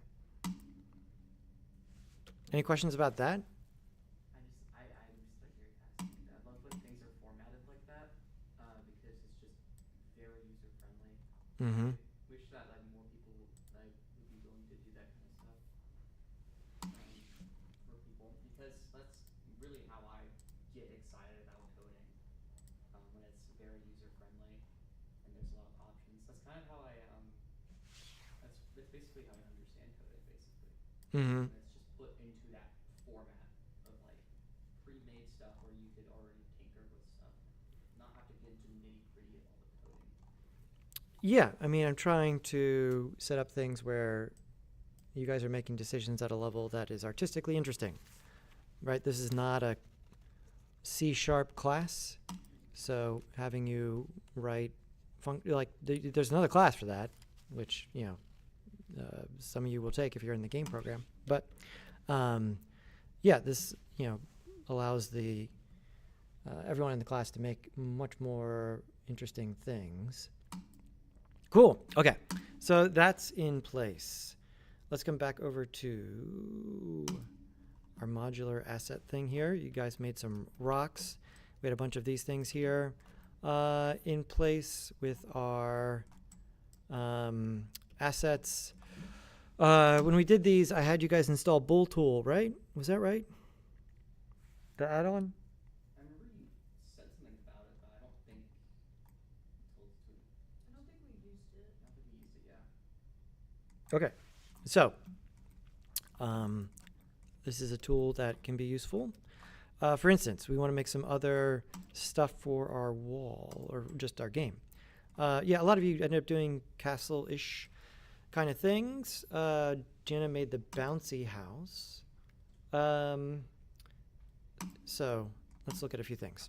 First of all, a few Bull Tool things. So up here under Edit, Preferences, it's under, I think it's under Add-ons. Yeah, under Add-ons, Bull Tool is what you want to have enabled. And when you have that enabled, then you get this menu over here. And so these are the carvers.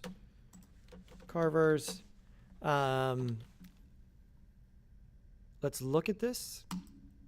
And when I click on this, if I have the object selected, I can draw a box, let go. Now it controls the depth. I can cut the whole way through or just on the surface, and then click again, and boom, it's made an imprint there. If I draw another box here and go through, this one goes the whole way through. Okay? But a few things to keep in mind first. Not friendly with organic shapes. No, none of the, all Boolean processes are not great with that. a couple of settings. One, up here. So these settings are the same settings that we see with the tool, okay? So like this is a copy of this, okay? We'll just look at it up here. One, you guys should probably have this set not to modifier, but to destructive. This is not going to make additional modifiers. It's going to manipulate the existing geometry. This is going to be simpler and less of a overhead. So I'm going to switch it to destructive. And so now, if I come over here and make a cut, you see that there's no additional stuff. Watch me do it one more time. If I come back here and Control Z, back out of this, I make a cut. See what happened over there? It makes a new collection and it makes a new object, and then it uses the Boolean modifier to cut. But as soon as I commit to the cut, it gets rid of that and it applies the modifier. Okay, so it's like a bunch of steps. If you know what that means in Blender, great. If not, just know you should set this to destructive so that at the end of the day, you're just making changes to the geometry. It's going to be a simpler way forward. Good. Okay, so there's that. The destructive. And then the next menu over is how the shapes that you're drawing get projected onto this, either onto the surface. The only two ones I use here are either surface or view. Let's keep it on surface for now. And then this is the depth, whether I want to control the depth with that second mouse or automatically cut through the whole thing. So for cutting squares like this, having it set to destructive, surface, manual, I think is probably the best settings, especially if you're not super savvy. It allows you to cut and then control what is this going to be, like a step or just an indent, or is it going to be a door, right? Whichever you want. And then that's good. But let's say I want to make some changes to the overall shape. I'm going to Shift A and make a new cube, tab into edit mode, and adjust the scale so that I don't have to do the control scale later. If I'm doing it in edit mode, that's fine. And move this over, move this up. Notice when I'm scaling, I'm being careful not to flip it, right? It turned red. What is that telling me? Inverted normals, right? So that can happen real easily with scale if you don't have that box checked. Okay, and so let's say this is going to be a tall angular wall, something like that.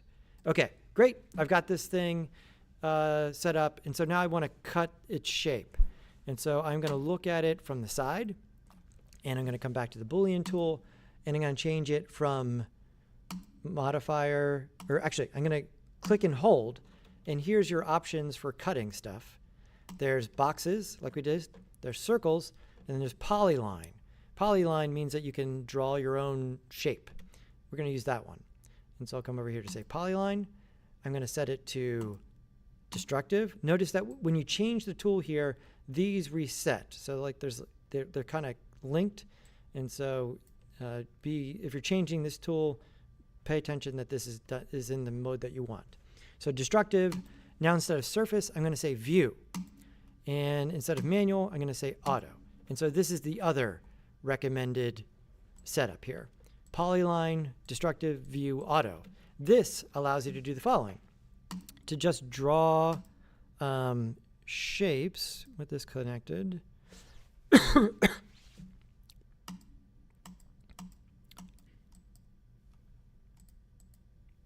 Oh, go back to object mode. There we go. Destructive, view, auto.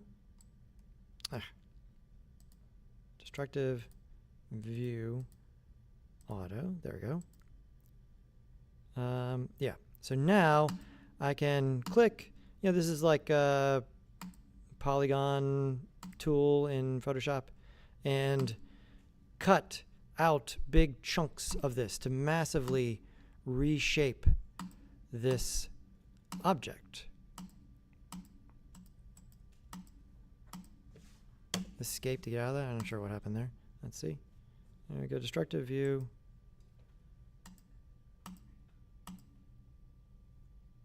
There we go. And let's say there needs to be a door in this. I'll switch back to the other thing. Right, so yeah, let's go box. And turn it back to surface, manual. And so now with this selected, I can, here, I think it works better to look at it in 3D so you can see how far you're cutting in. If you're cutting the whole way through, it makes sense to look at it from the side. But anyways, one other thing here, if you get used to some of the mouse commands, you may have noticed down here, and some of you probably know this in Blender, that once you start using the tool, all of the additional tool keys show up down there. This is for all of them. And so this one does a couple other interesting things. It does the array and it does beveling. This is the bevel of the cutter. Okay? And so here, if I press B and if I hold down B and start to drag, see how it rounds the corners of the cutter. Okay? Then, if I use the keys, I can make an array of cutters. And then either have this be an indent or cut through the object like that. It's a weird comb, or maybe it's a wall with a bunch of things you pass through, right? And so here, now this is definitely going to need to be a mesh collider in Unity, right? If you want the player to be able to like walk, if this was like a big wall and you want them to be able to walk through these things, right? But you already did that with your doors, right? If you didn't set it to a mesh collider, it would just be an invisible wall you can't walk into. Yeah, so it takes a little getting used to with the shortcuts, but there's a bunch of interesting things there. I come in and grab the circle like so, like that, and cut through. So this opens up our shape language quite a bit with a fairly usable tool, as long as you take my advice here, right? Oh, I didn't reset this when I went to cut that circle, and it made it a modifier. And so I'm going to right click on this and say convert to mesh.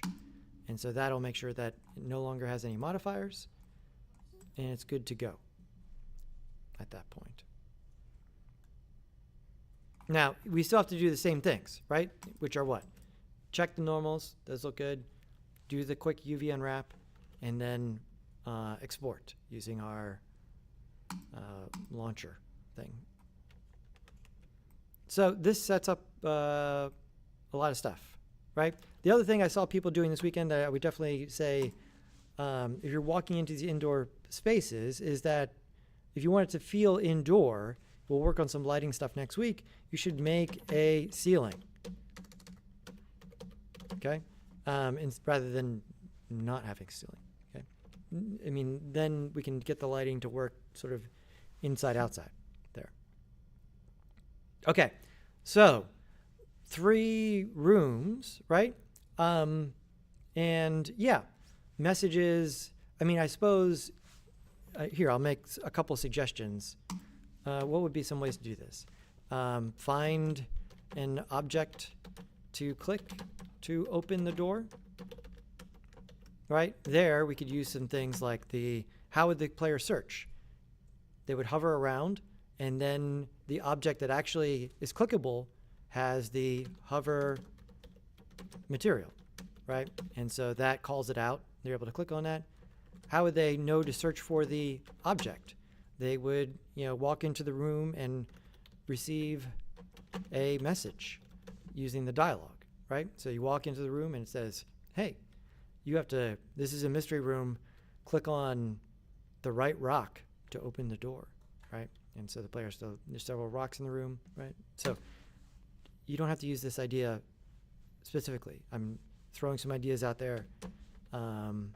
Yeah. So we have this, receive a message there, find the right thing. Make ask a riddle, ask a question, and only the correct answer opens the door. You guys have seen Indiana Jones and the Last Crusade, right? Only the penitent man shall pass. Yes, Jenna, we're continuing the thing that we got done yesterday.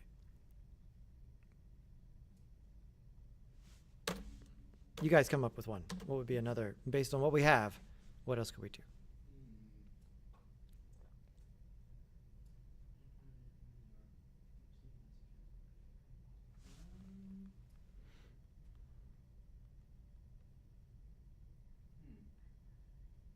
Oh, here.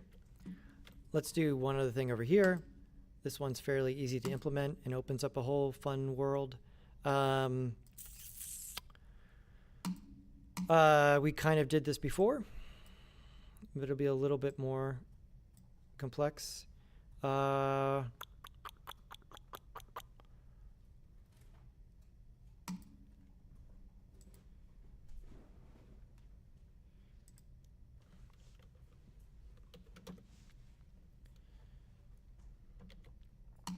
Input key press allows you to grab stuff from the keyboard. So I'm going to make a blank object. I'm going to make it a child of the player. Okay, so right there, game object. And call this spawner. And reset it so it's actually at the same location as the player. There we go. So now if I look over here, like so, and I'm going to take this child object, move it up and forward a little bit. Forward a little bit. There we go. All right. And so let's do a couple things here. One, we'll add that key press. And so I'll use K. And so over here, you just press, I think if you just, you used to be able to press the key and it would go to it. I'm going to use keypad 0 just because I don't want to scroll through this. Okay. And so this sends an event. And so for instance, to something else, if we come over here to action, spawn object. And so let's add that. There we go. And it spawns an object. Let's grab a prefab of some kind. How about this thing? That's good. I'm going to come over here and create a new prefab or just folder. Actually, I'm not even going to do that. I'm just going to bring this down here as a prefab. There we go. Come back up here. Okay, we'll make one of these. Okay, that's good. And so how do we connect these things? We want the spawner to talk to the spawner in this case. But we need to spawn the object. Spawn single prefab. There we go. This is on, that's on. Okay, and so here, actually this should not be keypad 0. I have that mapped to a bunch of OBS stuff. We'll go back to spacebar. There we go. Actually, that's jump, so we won't use that. We will use return. There we go. And so now, let's hit play and see how this works. There we go. And so now we've got kind of Minecraft functionality where you can just spew stuff into the scene, right? These are actually those clickable prefabs, so that means we can delete them as well. And since these are colliders, that should mean that we can jump onto them. So you can, or do they have colliders on them? I'm not sure this did. Here, Lux Collider. Oh, it is trigger. Okay, so this would be one where we want the trigger before the other one. So I would add a box. This is, you know, if we wanted to be able to be clickable and standable. So I'm going to make the standable one slightly smaller. 0.9, 0.9, 0.9. And if we look at it, we should see 2 colliders. Yeah, you see it in there. Okay. And put this in here.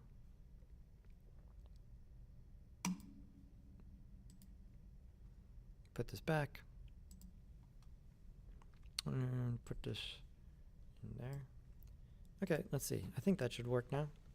If not, just, make them not clickable. Anyways, so here, there we go. And so can we jump onto this? Let's see, can I jump onto it? Can I jump high enough? I'm gonna rig the game. Let's come over here and make us jump higher.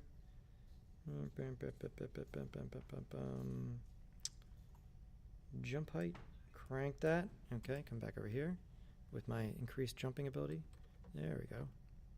There we go. I'm standing on top of this. And so now I can, put these things into the game where I would want, right? Makes sense? Again, tiny parts, modular design, not only for the physical objects, or not physical, but visual objects, but also the program. Does this make sense, what happened here? So input key pressed just allows us to get an event when we press a button. Or not a button, a key on the keyboard, the physical keyboard, right? This is the super simple way to do it. What if I had a game controller? This wouldn't work, okay? There's a more complex way to handle that, okay? And so here I map it to this thing, and then we just talk to the same object that has the spawner. Very simple. It just spawns something wherever this is. That's why I put this on this game object that I put a little bit in front of the player so that it doesn't spawn right where the player is. It spawns out in front. It might be better to have it be a little bit more out in front, like so. And so now, as I move around, and I look around, boom, there, that feels like a better distance. I'm still able to click on it, and I'm able to stand on it because I combine those two things. And so now I could build a bunch of things by doing this and then moving forward and jumping on them. Remember, these are not permanent changes to the game. I can't jump on it. I need to fix my jump height permanently. Anyways, let's say that this was an ability that the player wanted or doesn't have at the beginning. They need to make the right decision to get this power up, right? How would that work? It's simply not on when the game starts.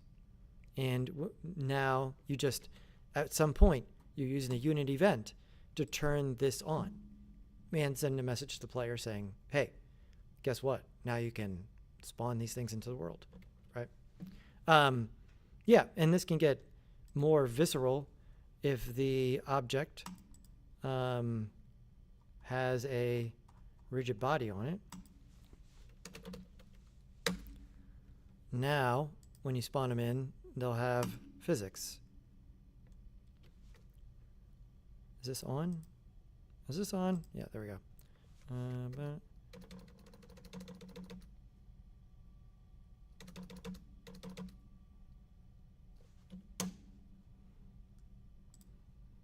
So that opens up a lot of possibilities. What if you had to build your own wall to get out of the room? Or staircase, whatever. It'd be easy to, if you were to add like just like a simple script that says just randomize, where it's like you could determine the randomization speed, so it's like on click, play like this, but then like add a subgroup to it to make it so it has a randomization factor to it, where it's like, randomize pitch, randomize, et cetera, et cetera. If I have time tomorrow, I'll try and put a script together that would just send random events. You send an event, and then you send how many events, and then when it receives an event, it randomly calls another event. So you could use that to do all of the stuff that you would want then, in terms of randomizing. Okay. Right, so you call this randomizer, and then you set up your options. It'd be good if it had probabilities. I don't think that sounds crazy, but I'll look at it tomorrow. That's not in the system yet, and that would be a good addition. So I'm not guaranteeing it. If I have time tomorrow, I'll look at it. Yes, Jana, this is a continuation of the game from before, from this past week. So now, everybody clear? 3 zones, right? I'll have you make some more stuff in Blender. Think about filling out your area. It's not like we committed a ton to this, so if you want to change direction and have it not be a castle and have it be some other kind of space, that's fine. Right? Think about those kind of things. And yeah, now we have a lot of toys in the toy box, right? Spawner, the key pressed, the dialogue, the first person controller, the input trigger zone, which gives us hover and click on everything, right? So with those fun tools, you can do a bunch there, right? And the action animate, right? For door animation, simple spinning animation, those kind of things. Plus, you want to do more complicated animation, you know how to do that. You use the animator, and then you make an animator controller, and you speak to it, just like we did with the bouncing ball. Sound good? Okay. That is good. And then next week we can pick up with a bunch of stuff. I'm going to show you guys a few other things, and we might switch gears here. So yeah, this semester's turning out a little bit different. Maybe I think we'll make another sort of, this is just a 2-week thing. Not really a full game, just like working more towards a thing. Maybe another micro game after this, and then we'll work on a much larger project. Sound good? Yeah, it's just that I don't really have much progress. I mean, I made the models. It's just that, like. Okay, so remember, these are smaller things. So the one wall you posted looked great. Just, I mean, It's just that it's taken such a long time. And right. it's mentally been scattered everywhere. Try to scale that part of it back, right? Like think like what are we trying to focus on this week? Try to set things up so that that's the thing you spend the most time on, right? I didn't expect everyone to make arched Blarney Stone arches or door frames or whatever, because like we'll talk about some of that kind of stuff, but like you can definitely do things because you guys all know about this stuff that like we haven't talked about, and if you go about it either incorrectly or just in a maybe not the best way, it can totally derail and or take up all of the time, right? So it's not my first rodeo. I'm trying to lay stuff out in a way that has what looks like a smooth-ish ramp towards knowledge, right? That's part of the job of education in terms of like, you can't teach everything in 1 week. You have to sequence things, right? So yeah, keep that in mind. Okay, awesome. I'll get this posted as soon as I can and see everybody soon. I'll try and make comments on the videos that you posted there. I saw you commenting on each other's videos. That's great. Next week, we'll be back to the usual, so we'll get to see everybody's videos in class. We won't post this on Discord. Okay. Sound good?